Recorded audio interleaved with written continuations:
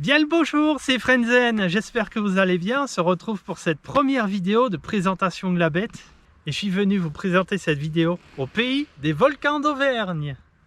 Ça fait 11 mois que j'attends cette vidéo. On peut enfin la présenter. Je l'ai enfin, la bête, elle est là, elle est prête. Aujourd'hui, on va tester, puis on va surtout voir tout l'équipement que j'ai autour. Comme je vous ai dit dans la première vidéo, je repars de zéro, donc j'ai le nécessaire, on va dire. Quelle impatience! Mais il faudrait peut-être la décharger là, non? T'en pensez quoi, hein? Je vous ai pas encore dit ce que c'était comme moto. J'ai plein de surprises pour vous. J'ai autant de plaisir que vous, hein, franchement. On va tout casser ensemble. Regardez, hop là. C'est pas le cache-plaque de galérien, ça? Je crois que c'est l'un des pires qu'on peut trouver, non? Vous avez vu ce qui est écrit? Abonti à la chaîne Frenzen V.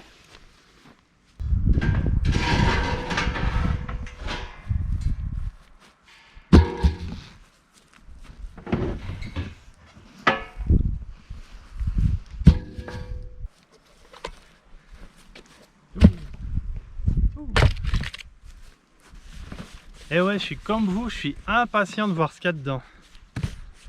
C'est pas très lourd. Des avis, des suggestions? Un petit deuxième colis. La bécannerie pour les motards. Moutard. Motard, moutard. Un petit troisième colis. Un petit quatrième. Un petit cinquième. Ah, celui-là c'est le premier, ça fait 1 an que je l'ai. Je l'ai reçu l'année dernière en novembre. J'ai craqué, j'ai ouvert. C'est le seul, hein, les autres je n'ai pas ouvert. Aïe, j'ai oublié.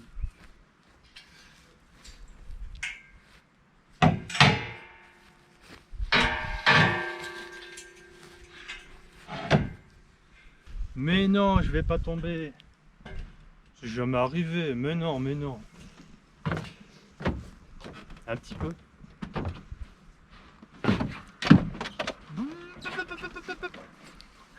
Pour le départ, vous savez comment il faut partir quand même. Comme ça. Ouais, je suis pressé.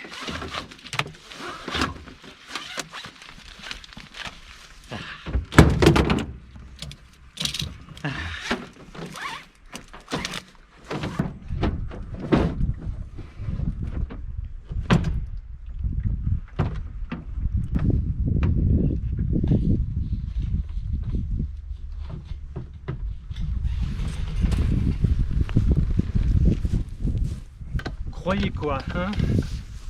15 ans que j'attends ça, 15 ans!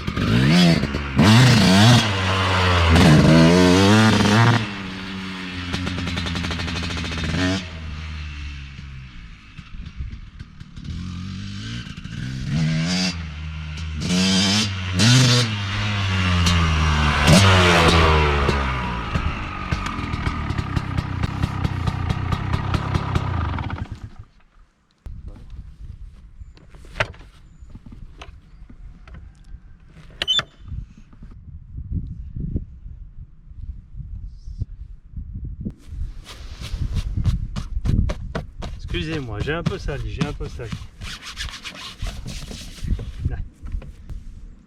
Ça fait du bien. Vous croyez quoi, que j'allais attendre la fin de la vidéo pour la faire craquer? Ça va pas, non? Voici la bête. Vous voulez faire un petit tour? Allez.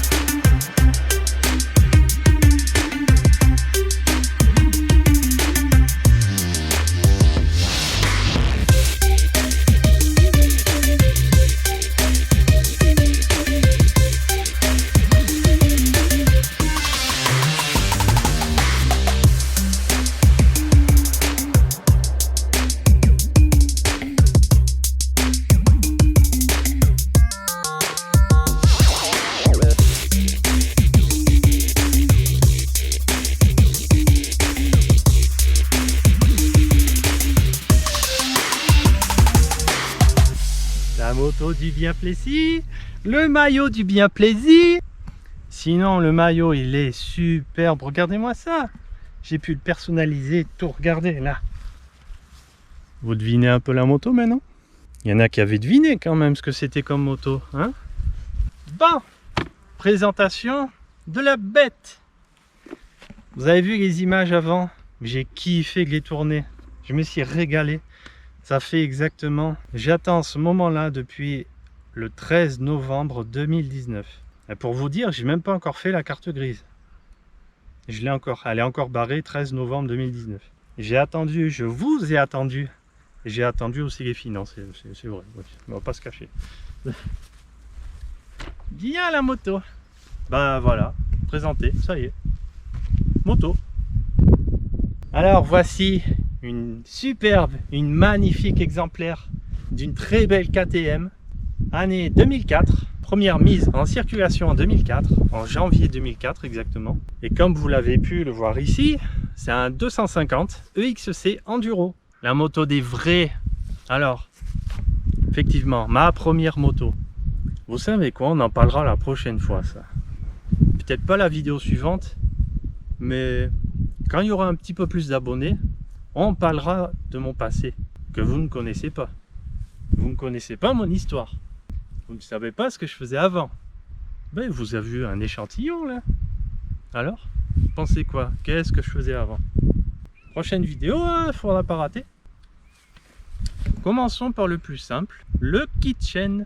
Cette KTM, elle est équipée avec un kitchen en 52 pour la couronne arrière.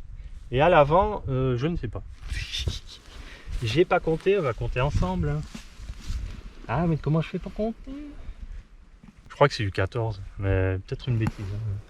Hein. 1, 2, 3, 4, 5, 6, 7, 8, 9, 10, 11, 12, 13.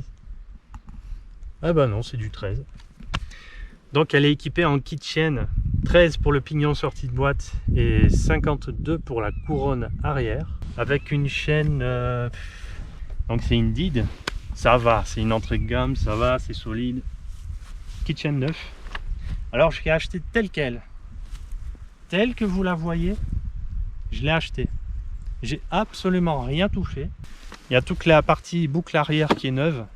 Je suppose que l'ancien proprio l'avait tordu, mâché dans tous les sens. Enfin, boucle arrière neuve, plastique neuf, sauf le réservoir. Le réservoir, je pense, il est d'origine. Le kit déco, il est récent, mais il n'est pas neuf. Il y a les protections enduro. C'est surtout pratique quand on fait du chemin de ne pas se prendre des branches sans arrêt sur les avants des mains. Parce qu'à force, ça fait super mal. Mais je vous en parlerai plus tard dans une autre vidéo. Donc pour l'avant, il y a un superbe garde-boue. Moi j'adore ce garde-boue. Sur mon ancien enduro, j'avais pas ça. Je sais pas si on le voit bien. Mais il est profilé là.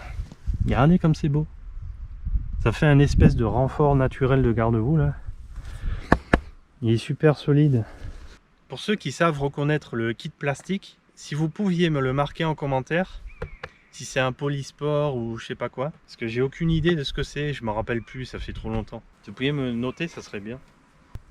Ensuite, sur le côté, quand je l'ai acheté, le proprio a mis un silencieux et un échappement neuf, entièrement neuf. Donc c'est un pot FMF signé KTM.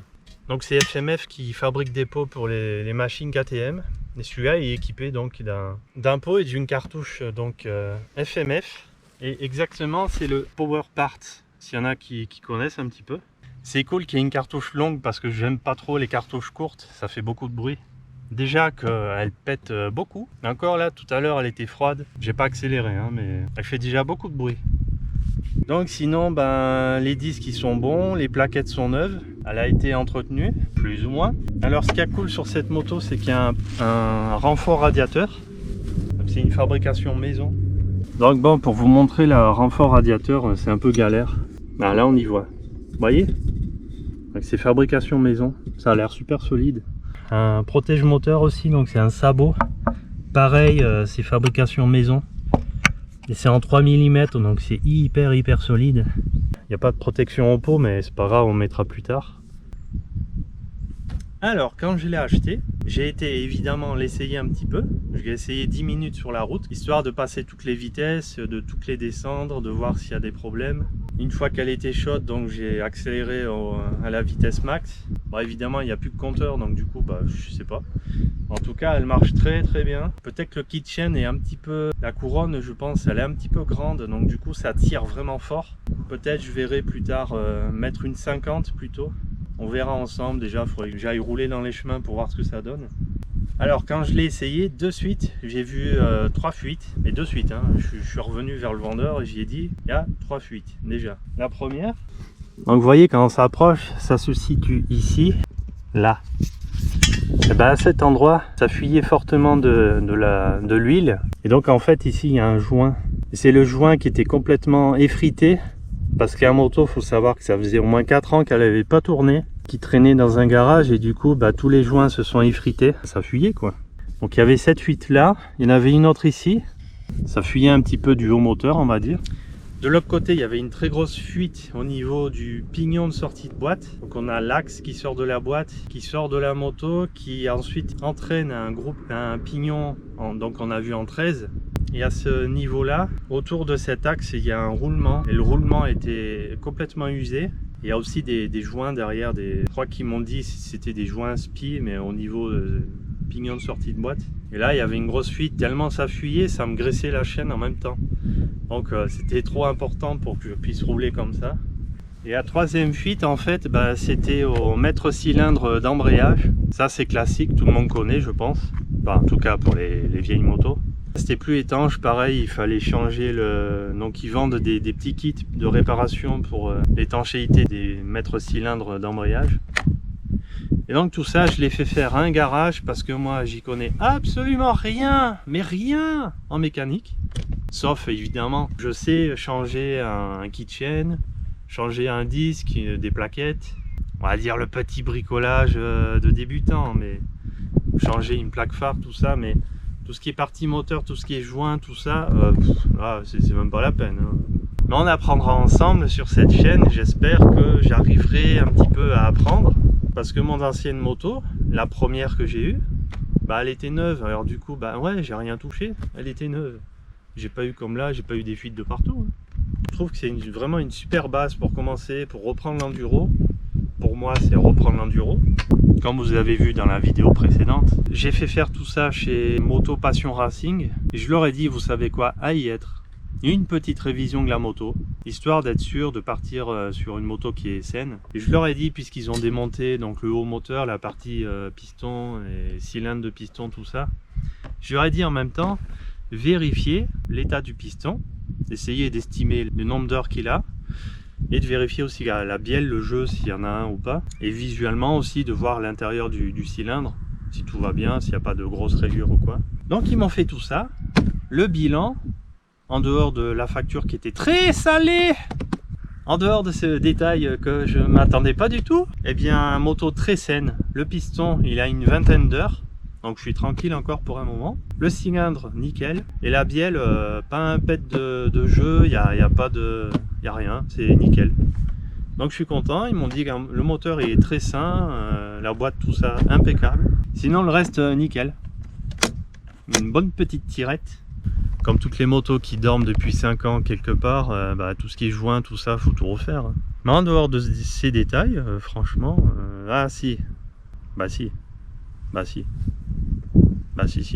les joints de fourche, les joints speed fourche. J'ai la fourche gauche, ça sointe, ça y est, ça sointe. Alors j'espère que je vais pouvoir rouler un petit peu quand même. Ouais, ça va, ça pisse pas non plus. Hein. À droite ça va, mais à gauche il y a un début de joint spi. Donc dans un mois je pense, suivant combien on roule ensemble, on va pas tarder. Beaucoup de blabla, mais j'ai d'autres trucs. C'était quoi ces cartons là au fait, hein? On va voir ça ensemble.